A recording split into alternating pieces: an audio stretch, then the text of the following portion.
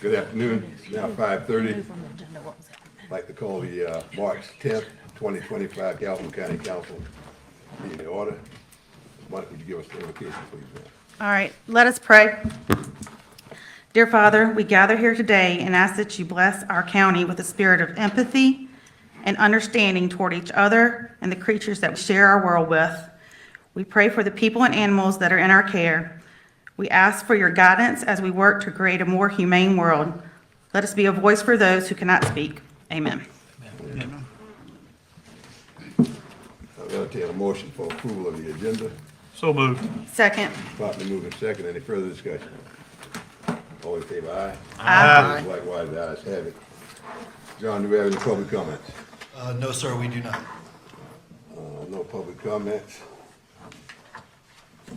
Okay, we're now in a public hearing on ordinance 2025-4, third reading. An ordinance to amend chapter 14 of the Calhoun County Code of Ordinance to allow for amendments to the requirements and regulations for cemeteries and burials. If anyone have any comments or questions, you can now come forward and do that.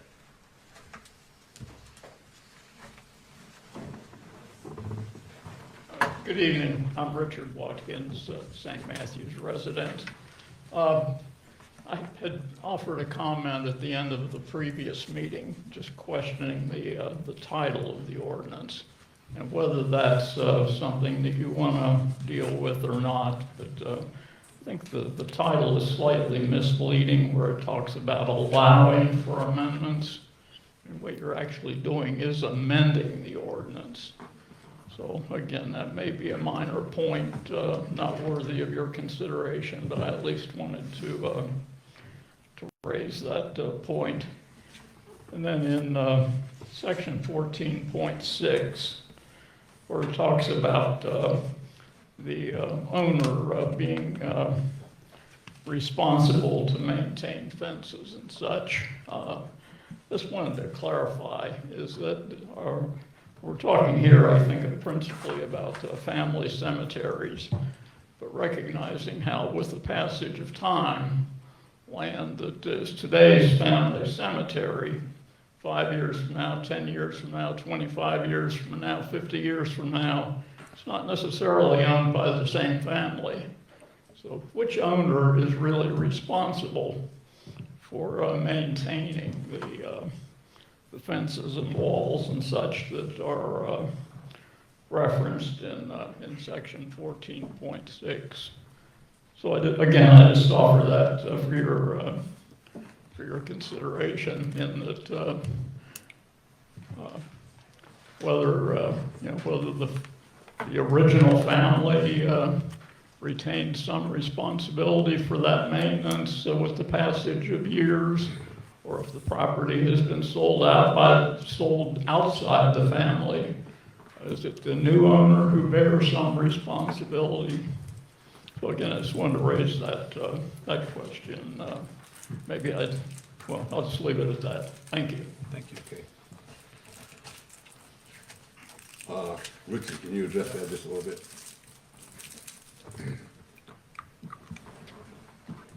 Yes, sir. So to the first question about the language in the title, yes, thank you for that, but it wouldn't have any bearing on the actual ordinance. It's just a title. The ordinance language itself covers that.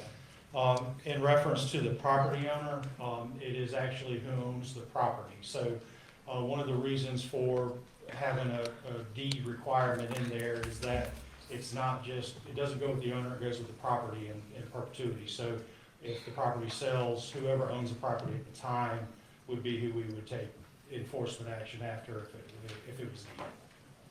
Was that answer?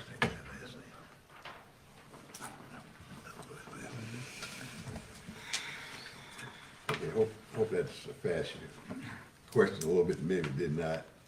I want to let you know we appreciate you because you've always come to council and you've always been a positive guy on what you brought. We appreciate that. I'll let you know, appreciate that.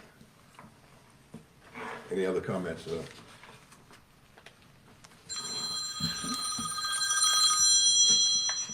I won't take that like we used to have a councilman take. Go on, carry on the conversation. I just turned it on. I just put it on. Mr. Chairman, You want to address that? I just want to make sure with what Richard said, this would actually have to become part of the deed as the property transferred down the line, correct? Yes.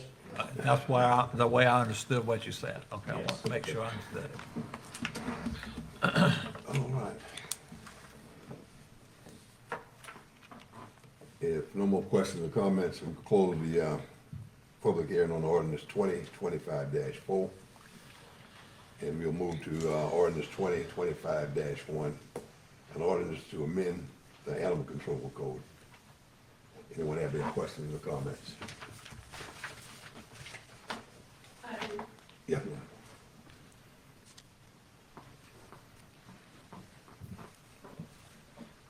Hey, again, my name is Cindy Surratt, and I have read the proposed amendment to the ordinance about animals, and I'm very disappointed that the committee that reviewed the amendment to the animal ordinance did not recommend prohibiting tethering, because tethering is animal abuse. The least you could have done would have been to put some time restrictions in place, like the cities of Greenville, Spartanburg, and Columbia, and the counties of Aiken, Edgefield, Florence, Georgetown, Greenville, and Lexington. If a puppy is tethered at 6 months of age or 180 days old and lives to be, if he's lucky enough, in those conditions, 10 years old, he would have lived 3,470 days tied to something. If it lives to be 12, that's 4,200 days that it would have been potentially tied up in a confined space. By not banning tethering, or at the very least, putting time restrictions in place, you're saying you believe it's okay. Do any of you really believe it's okay? It breaks my heart to think of a helpless dog being tied up for its entire miserable life. And it makes me sick to think that any of you would think it's okay. Thank you. Thank you, ma'am. Anyone else?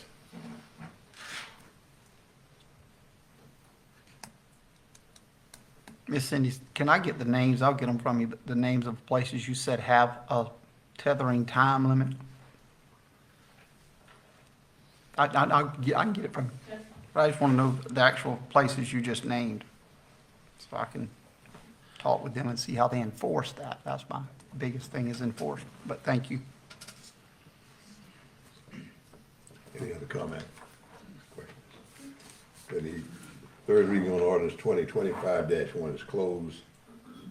I need to go ahead and take a motion to approve this ordinance now. All right, you gonna take both of them?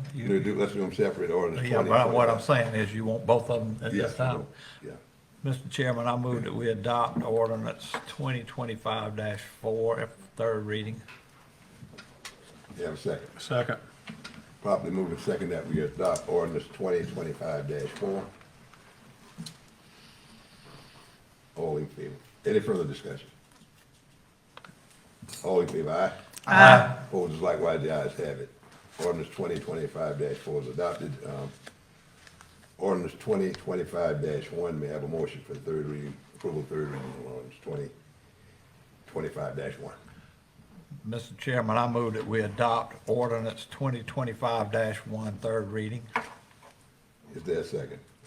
Second. Properly moving second that we adopt ordinance 2025-1. Any further discussion? Hearing none, all in favor, aye? Aye. Opposed, likewise, the ayes have it. Thank you all. We're down to approval of the minutes. Need a motion for approval of the February 24, 25 regular meeting. So moved. Second. Properly moving second. Any further discussion? All in favor, aye? Aye. Minute stands approved. Down to appointments. Calhoun County Library Board of Trustees. Yes, sir. The board has requested Miss Shauna Brigman to be appointed at large with an expiration date of her term being March 2029. May I Have a motion that we appoint Ms. Brigman to the Calhoun County Library Board of So, Trustees. so moved. Second. Properly moved and second. Any further discussion? All in favor, aye? Aye. Opposed, likewise, the ayes have it. Anybody have any more appointments? No more appointments. Down to appearances. Ms. D. Robinson, Tri-County Commission on Alcohol and Drug Abuse, South Carolina Opium Recovery Fund.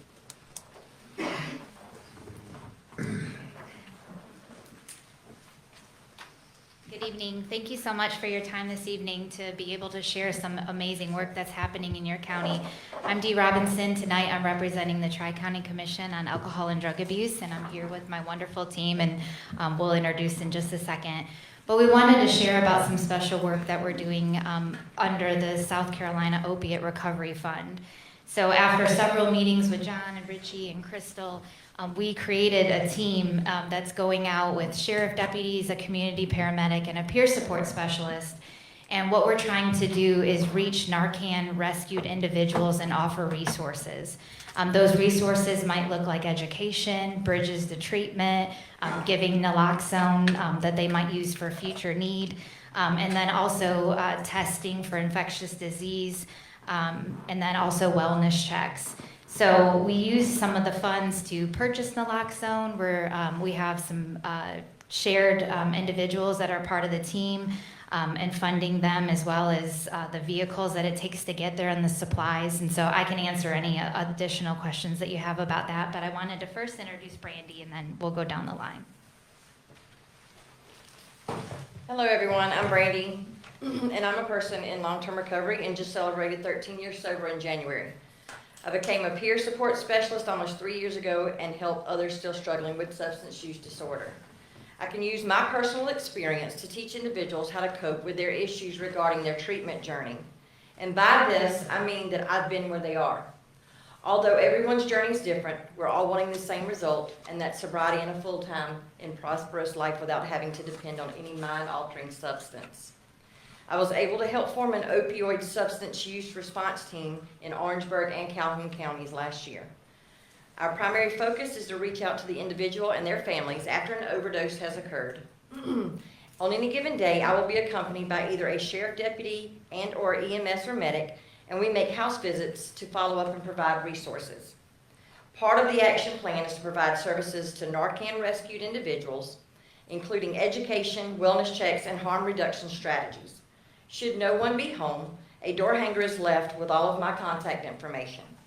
In addition to house calls, this team will also gather information from community needs and disperse Narcan kits at various pop-up events around the county. Our ultimate goal is to get individuals engaged in treatment services, which could potentially lessen the number of EMS calls for overdoses and reduce the number of ER visits. My job as a peer support specialist gives me the opportunity to help find the peace and joy that recovery offers. My employment in the substance abuse field began almost 8 years ago and has now turned into a calling of sorts. I'm very passionate about what I do because recovery gave me a life of purpose. I'm very driven and motivated, and if I can help one person, then I've done my job.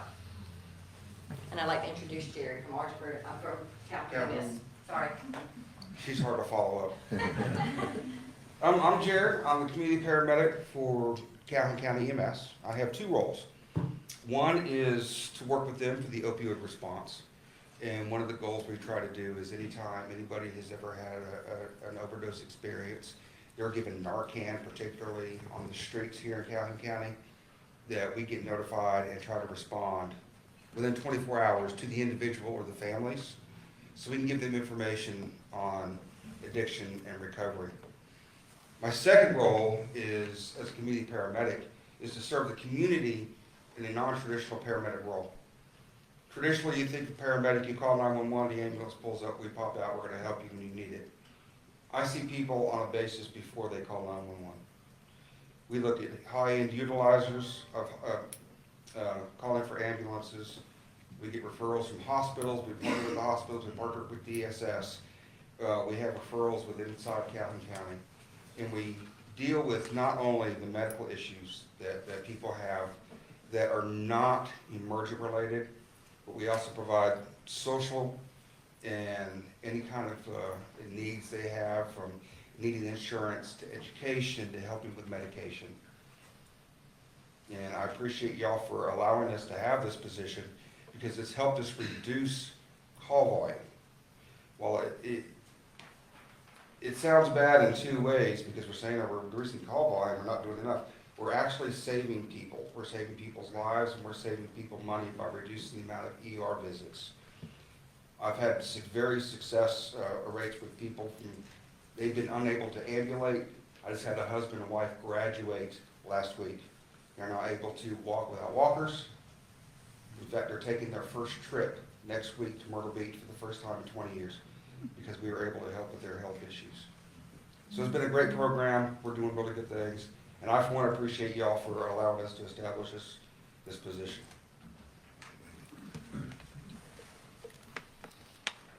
So, yeah, on behalf of the team, we just wanted to say thank you and share all the amazing work that's being done. And if you have any questions, we'd be glad to answer anything that you have.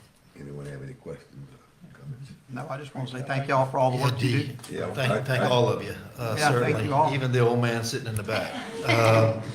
But truly, I don't do a good enough job relaying this information on to the public. I don't. But that's something that we need to gear up for. The community paramedic has definitely saved situations, saved time, saved money. And with the opioid funds that y'all approved and that we got awarded with other counties, we coupled that with Orangeburg County's funds and gave it all to them to administer. So, thank you. Absolutely. If I could just take one quick second, this is one of the kits that we give. So within this kit, there's a box of naloxone. There's 2 doses in here. We also give strips that they can test substances, and hopefully it will defer use. There's also some other harm reduction tools in here, resources, how to get in touch with Brandy, how to get in touch with mental health, the crisis line. So we brought a couple of these if anyone's interested in the kit. We also have what we call a pencil box. There's doses of naloxone in here as well. We've had a lot of success putting these around the motels, especially because those have become low income housing in a lot of cases, and we're seeing some high risk activities there. So we're teaching the motel staff how to use these, but as well they can just take and go, and then we refill. So if any of you want a dose, if you want to raise your hand or anything, we'd be glad to give them to you, okay? Ms. Robinson, we want to thank you all for what you do. We really appreciate it, and we know that the service is needed. Jerry, I want to commend you, because I think you're dedicated to what you're doing. And that's good. And Ms. Brandy, especially to you, you said you were 13 years in recovery, and then you turned back around and try to help somebody else. We appreciate it. Thank you for what you all do. Thank you. Thank y'all.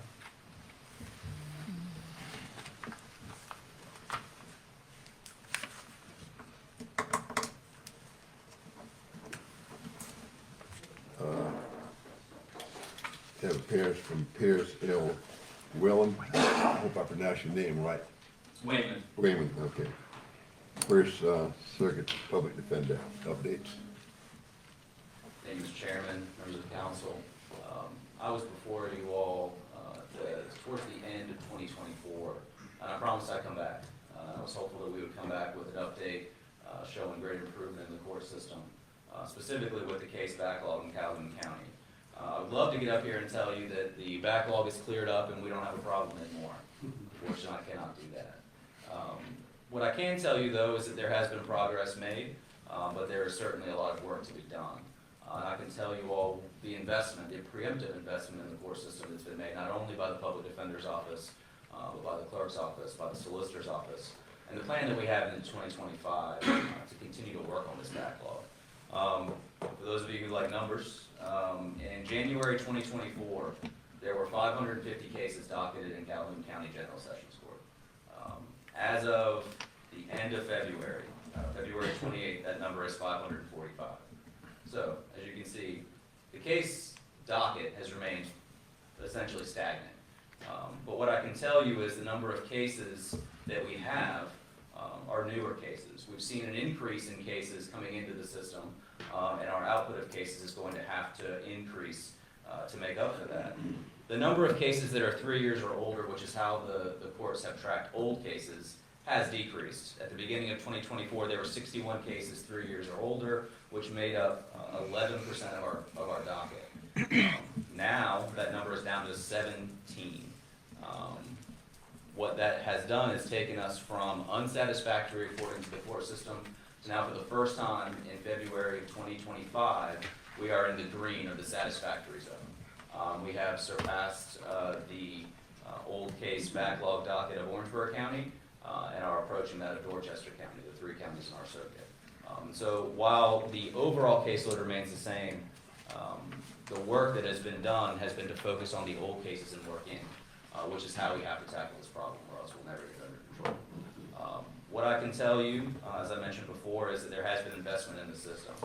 I told you when I came last time that we had hired a dedicated full-time public defender, or assigned a dedicated full-time public defender to Calhoun County. He remains, his caseload is only 33% of our old case docket. So the public defender's office accounts for 33% of those cases, and I would suspect that this number will continue to hold steady. He has a proven track record of moving cases, and that has continued since he has been the public defender for Calhoun. What has changed is in the investment by Solicitor Pasco, who was here earlier. He has now hired a solicitor at the urging of Judge Bloom, who spoke before you when I was here last. John Rivers is in the council chambers with me today.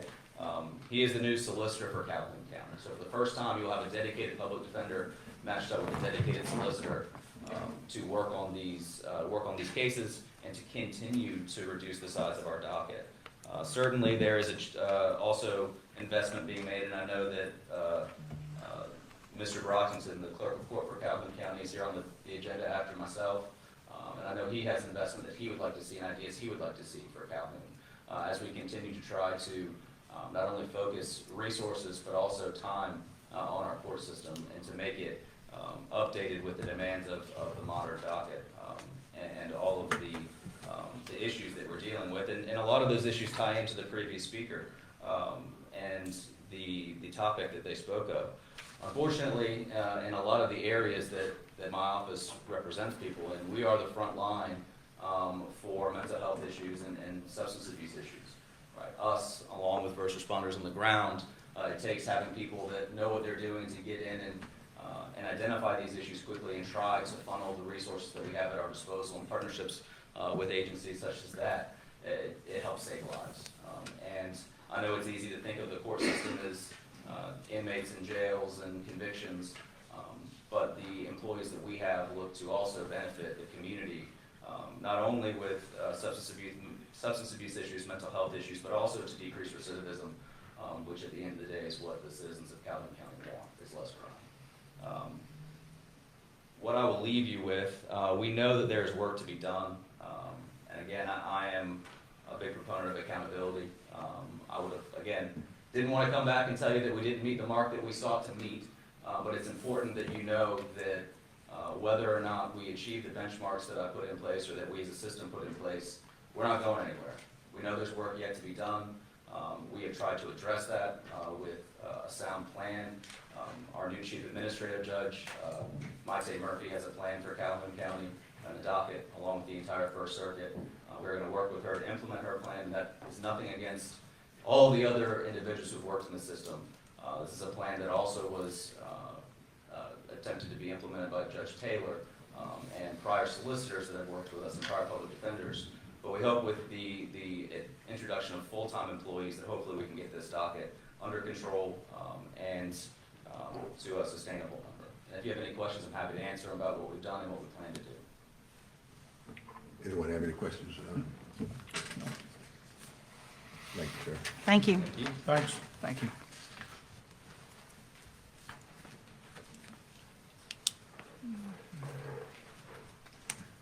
Next, we have Mr. Brockington, clerk of court challenges.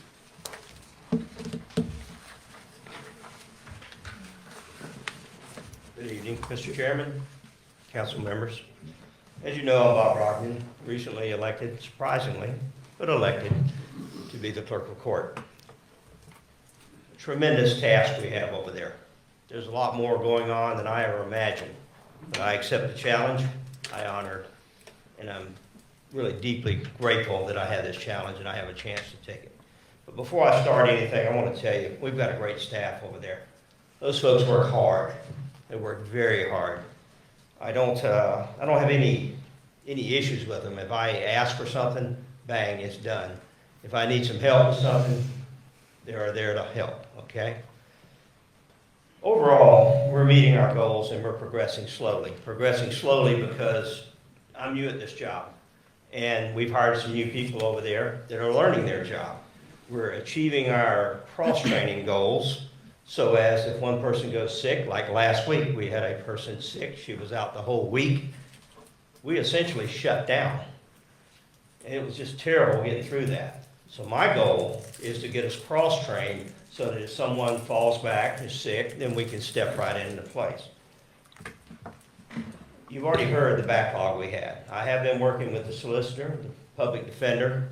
We have a plan. Judge Murphy is highly motivated. I'm highly motivated.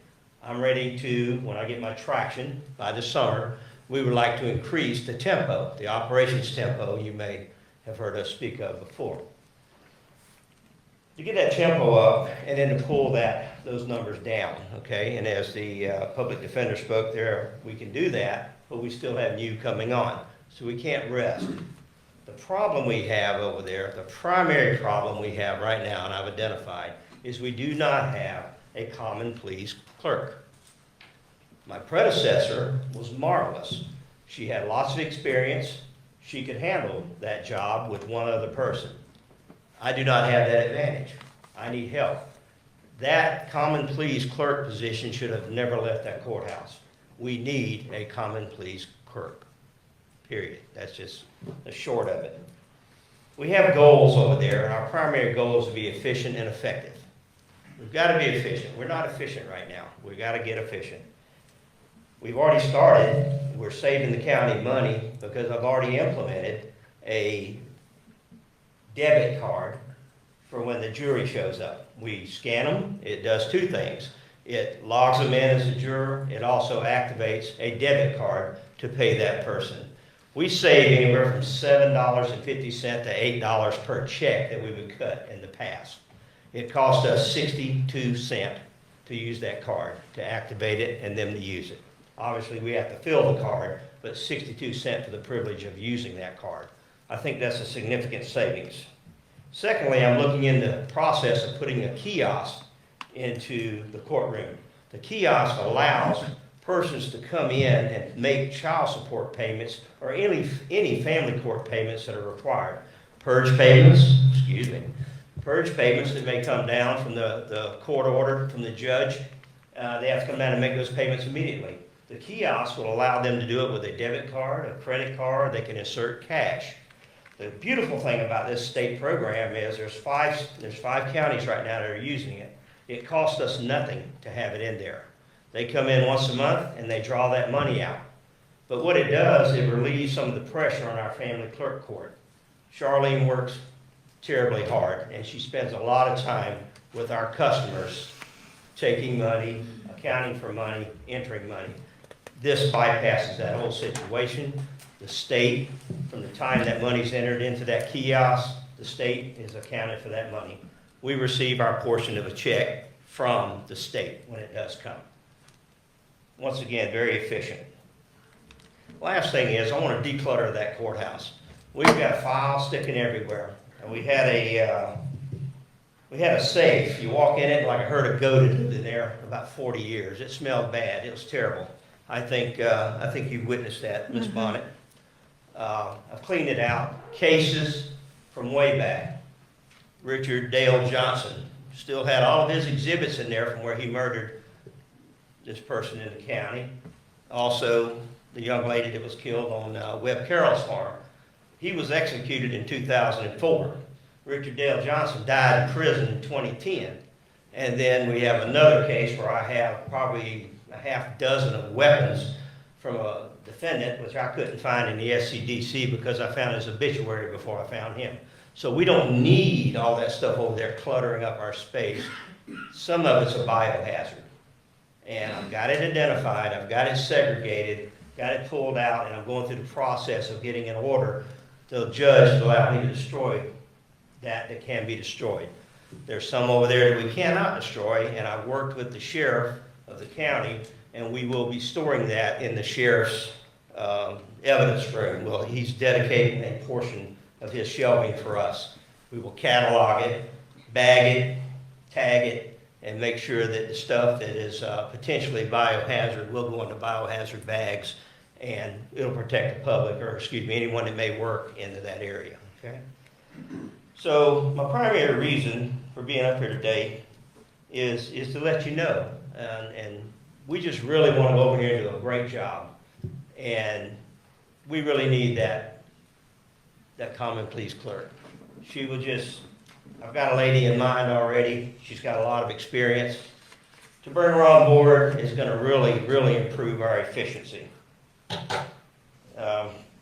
With that, I can promise you, almost guarantee you that the next time I come up here and speak with you, we'll have positive results on all fronts.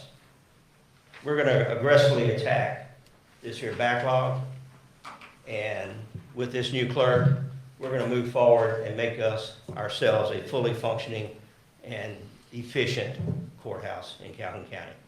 Questions? Thank you. Anyone have any questions or comments? Thank you. I know you've been working hard over there. Thank you. Thank you. Thank you, sir. Thanks. Thank you.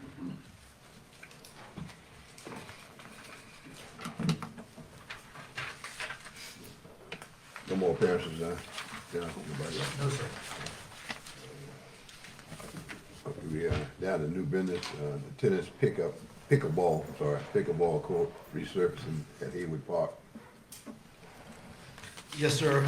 This is a solicitation that was put out for tennis court resurfacing. It was, the low bidder on this project was Smoke Builders LLC out of Calhoun County. This is for resurfacing of existing tennis court, and it'll be one tennis court and two pickleball courts. Okay, there's two tennis courts there now. We're going to turn one of them into a pickleball, two pickleball courts. Like I said, Smoke Builders LLC was the low bid at $45,043 even. $45,043, and it's our recommendation to award. Mr. Chairman, I move to award $43,043 to Smoke Builders. $45,043. $45,043 to Smoke Builders LLC for the work on the pickleball / tennis courts at Heyward Community Park.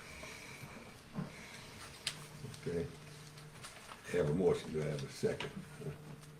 Second. Properly moved and second, any further discussion? I do have some discussion on that. Go ahead. So I have a couple of things to say about this. Heyward Park, I've been out there a couple of times, and other people have been out there. They've called me when they've left. They do not feel safe because it is so secluded out there, especially way down there where those tennis courts are. Also, Heyward Park is a privately owned park, and I do not think public funds should be spent on a private park. I mean, look what's going on in the news right now. People are upset and mad about these public funds that have been used for personal reasons all over the news, all over the nation, and I don't think that we need to be spending money on that. And I wish I had input on that, but I didn't find out about this until we got the email about the meeting. And a lot of people are using that walking track that's over at the crossroads of 21 and 176. I see people out there all the time. I think these funds could have been used way better there, a shelter. The people at Sandy Run were told we would have adult exercise equipment. That is still not there. So my vote's going to be a no for those reasons. Okay, one of y'all address someone that you think. Well, ultimately, we've been down this road. County Council approved the lease. It's a 50-year lease for $1 a year. We've gotten our attorney, and Ms. Bonnet has gotten that information from our attorney, whereas in the court's eye, a 50-year long-term lease is as close to owning it as can be. Therefore, legally, we can spend taxpayer dollars.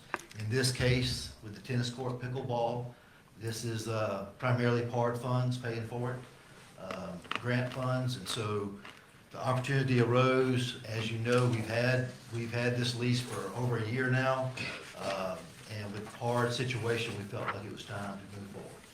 We've had probably close to 4 or 5 individuals, not just in the Sandy Run area, but from around, that would like that opportunity to have the pickleball in the Sandy Run area. So it is our recommendation to move forward. Mr. Chairman? Yes, ma'am. In that lease agreement, it does say that it looked at every 10 years, and Heyward Park can take ownership back over it after every 10 years. That's correct. So they could take it back in, what, 8 years now? And we're going to spend public funds. Yeah, and there's only certain situations where they can take it back, not just because they want to. It's laid out in the lease agreement. Okay. Anybody else? Motion for approval. Go ahead. I thought we already had a motion. We had a motion and a second. Sorry. Yeah, motion and second, it's just a Okay. vote. Yeah, okay, properly moved second. Any more discussion? Any further discussion? All in favor, aye? Aye. Opposed likewise.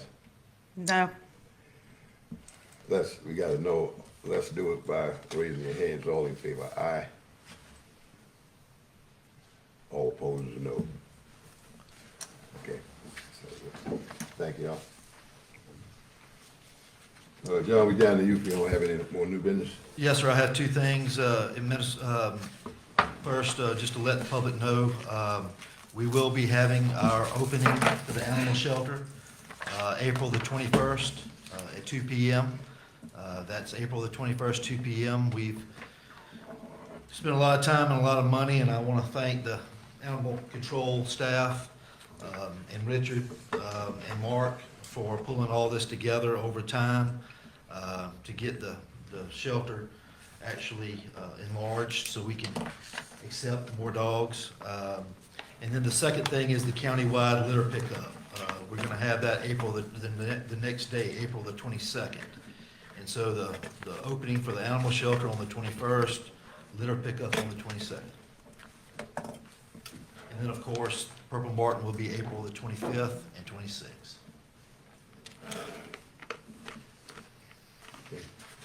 That's it. That's it, yes, sir. Okay. Any councilman have anything else? Move to adjourn. Second. Properly moving second that we adjourn. Any other discussion on that? All in favor, aye? Aye. Opposed likewise, ayes have it. Thank everyone for coming.